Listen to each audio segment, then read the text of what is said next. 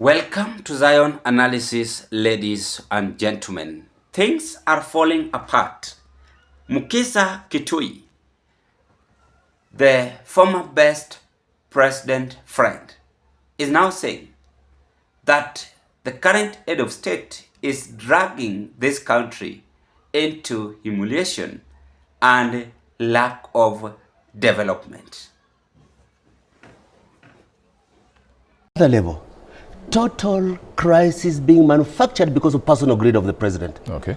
You will see the emerging story. Kenya is using taxpayers' money to buy arms and selling them to rebels in Sudan.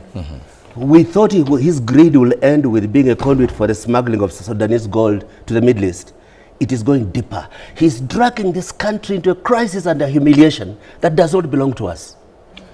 He has shown a total contradiction in the way he deals with matters of international relations. Yeah.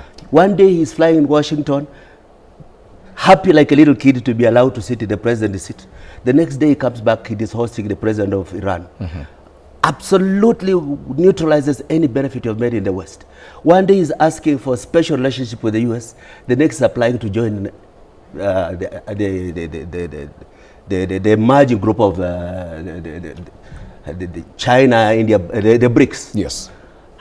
You cannot walk both paths at a time.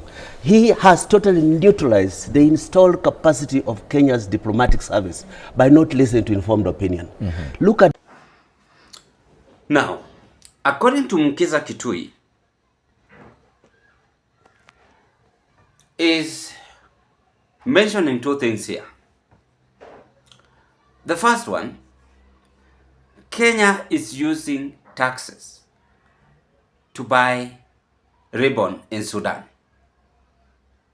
Remember yesterday, there was leak video trending. Of course, I didn't want to do it in Sudan, that Sudan administration are now manufacturing firearm using Kenyan's logo. Of course, I'm shocked, and also other leaders in this country, I was just seeing them commenting in that. But we want to dig on in whatever Mukhisa Kituyi is saying. Remember, they were friend to the current head of state together. They used to talk, they used to laugh and do anything which a friend can do.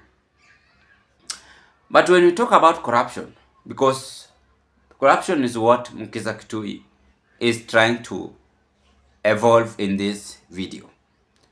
When we talk about corruption, and let me just still repeat the same meaning of corruption, because the last week I repeated it here.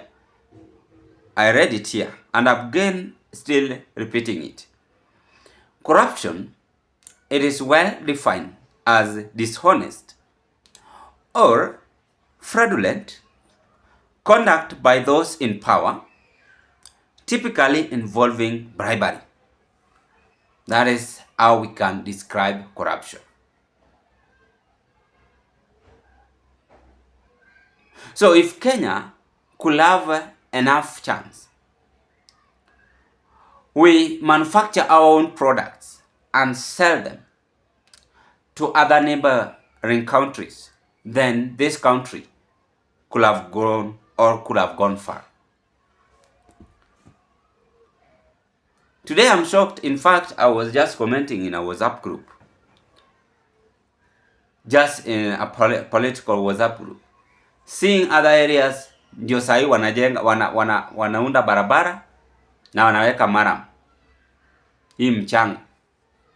Then I asked them, sahi ndio watu wanajenga barabara as we approach election, why do we always have this spirit? Ati sasa uchaguzi imekaribia, ndio sasa niseme mimi ni mbunge wenu nakuja nijenge barabara ndio munione nafanya kazi. Then after that I will still use chopper, live in Runda or Karen after election. So that is what normally happens. But when we talk about this politically, is that we are doomed as a country. And that is what Mukhisa is now confirming to us. In real sense, UDA administration is humiliating Kenyans. That is a fact. That is the fact. The administration is humiliating Kenyans. How? Overtaxing Kenyans.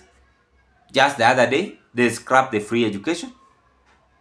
It means that comes next year, this country, the pupils and students are not going to have that free education.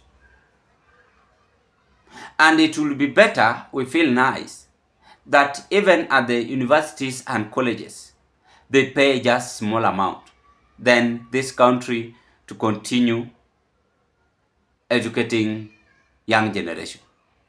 But they don't want to do that because they know that if they educate you, you are going to be more wiser than them. So what are they doing? What are they doing now? It is all about humiliating and discouraging Kenyans for not having a better vision and dream for this country. And that is what Mukhisa Kituyi is confirming to the UDA administration. So things are falling apart. They are being tossed left, right, and center. And Kenyans are saying, we cannot hold it anymore. So even Ruto should understand, even one of his friends, many of his friends are now running away from him.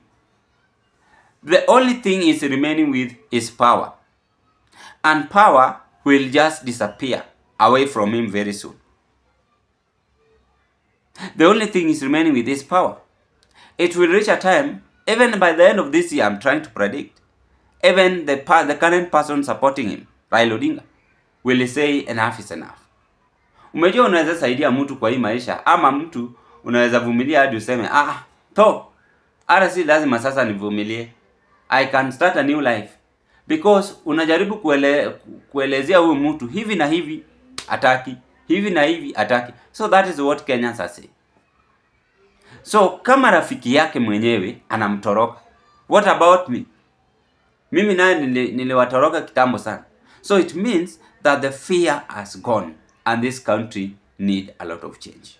That is the remarks coming from William Ruto's close ally, friend.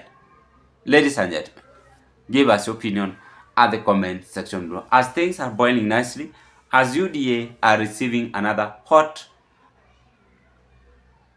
fire as Ruto's close ally dumped him live on camera.